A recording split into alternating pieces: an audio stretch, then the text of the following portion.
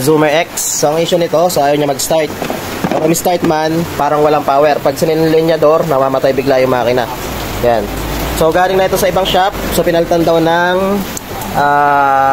fuel filter and then pinalitan na daw ng bagong injector. Problema, ilang araw lang daw. So ayaw na ulit niya, hindi na ulit siya magamit ng maayos. So ngayon, tinesting natin bunutin yung hose ng kanyang injector. Yan. Dapat pag ino natin yung ignition switch, so dapat may gas na lalabas dyan. Try natin i-on. Ito kayo tututok. Yan. Pansin nyo, may lumabas siya pero halos tumulo lang.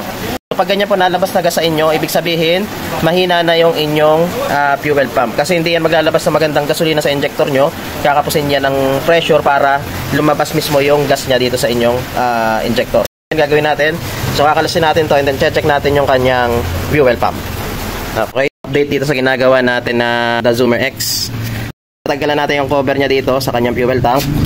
So ngayon tinanggal namin yung hose niya para makita ninyo na mahina talaga yung kanyang fuel pressure. I-on ko yung ignition niya and then dapat may lalabas dyan na fluid. Ayan. So masyado na siyang mahina. Saka ang bilis lang niya. Yan, wala na. Hindi na siya nalabas. So ibig sabihin, mahina na yung fuel motor nito. So tinanggal na rin namin yung tornilyo niyan para makita natin yung loob.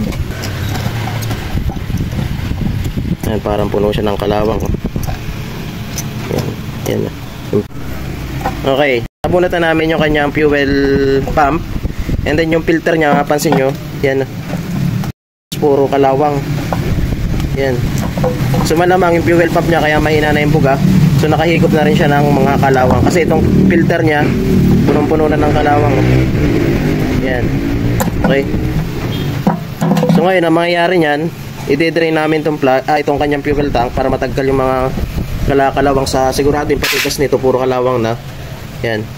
So para hindi na makahigop yung ipapalit natin dyan na filter tsaka yung pump. So lilinisin muna namin itong kanyang fuel tank. Yan. So yan yung dahilan yan kaya nasira yung pump niya, gawa niyang kalawang. Yan. Okay, update. So ito na yung kanyang fuel pump. And then yung fuel tank niya, yan o, puno ng kalawang. Kaya itong fuel filter niya puno rin ng kalawang. Okay. So ngayon lilinisin natin yung tanke nito. And then mamaya tingnan natin kung matataggal pa. Okay. So ito na ngayon yung tanke niya. Yan. So mapansin nyo wala nang wala na yung kalawang sa loob. Okay. Pati dito sa unahan. Yan. So wala na rin yung kalawang dyan. Yan. Okay. So ngayon, pwede na nating ayusin yung fuel pump nito para maibalik na natin. Kasi ang nangyari nito siguro, baka kaya siya mabilis dumumi. Kapapalit lang daw kasi nitong filter nito. Ito. So bali kapapalit lang daw kasi ng filter nito and then ganoon na naman. So malamang, so, nung pinalitan yung filter niya, baka hindi masyadong nalinis itong kanyang tangke. Kaya nangyari, diretso yung kalawang niya at sinipsip nitong kanyang fuel filter hanggang sa makarating siya doon sa fuel pump niya. Okay. So ngayon, balang gagawin natin dito para hindi masyadong malaking gastos na sir. Kukuhain natin housing nito. Papalitan lang natin yung mismong fuel pump motor. Tapos itong filter. Itong kanyang housing, so ito pa rin yung gagamitin natin. Bali, papalit natin dyan. So bali, ito ang papalit natin dyan. Yung kanyang fuel pump motor. So ito lang yung kakabit natin dyan. Kukuhain natin yung dati nitong fuel pump motor. Palitan natin itong bago. Okay. Kabit ko lang yung fuel pump motor niya and then papalitan namin ng filter and then update ko kayo mamaya kung magbubugad na siya ng malakas na gas. Okay. So ito pala, sasalin na namin ng bagong gas kasi puro kalawang yung dati niya. So tinapon na namin yun kasi hindi na yun pwede balik dito. Ano? Okay. So ito tutuyuin na lang namin and then sasalin na ng bagong gas tapos ayusin na namin itong kanyang fuel pump.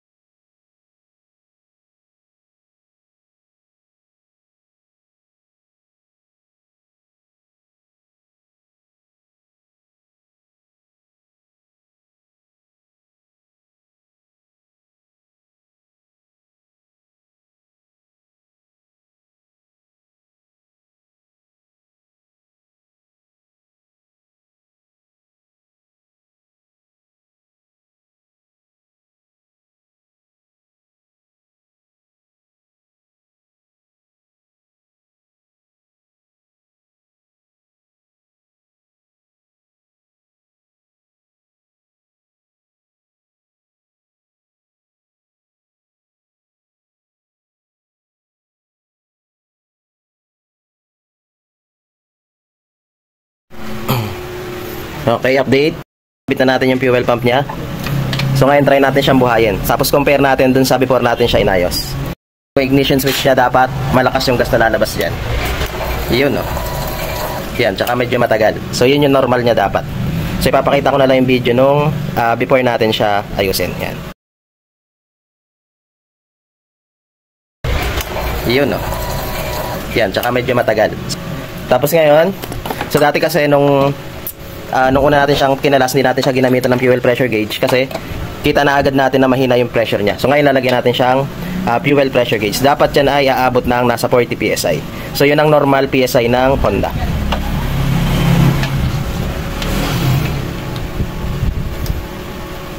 Yun. Sige, bahayin ko lang. Yun. So kita nyo, dapat dyan, dun yung normal niya, 40 PSI. Isa pa. Yan, 40. So ibig sabihin, okay na to. So bubuuhin na lang natin to and then try natin siyang i-test drive. Okay. Okay, so dito sa ginagawa natin ng X. So nabuo na natin yung kanyang kaha. Ngayon testing natin siya panda rin kung gagana na siya. So try natin. Yo. Okay. So nung dinala to sa atin dito, so panggit na sa atin ng may-ari na pag ini-start daw ito at tino-throttle para daw walang power, parang kinakapos. Ngayon, kahit i-throttle natin to, yan. So diretso na yung kanyang andar, tsaka hindi na siya namamalya. And then sinaksakan na rin natin yung diagnostic tool. So kinalibrate na rin natin yan. Ganito, yung mga parameters, yung mga sensors, so check na rin natin kung nagana sila ng maayos. So okay naman. Pati yung idle nito, kinalibrate na natin. So binalik natin siya sa standard idle niya. Okay? Yan. So kaya ngayon yung minor niya, mapapansin nyo, so stable na siya. Okay? Thank you for watching.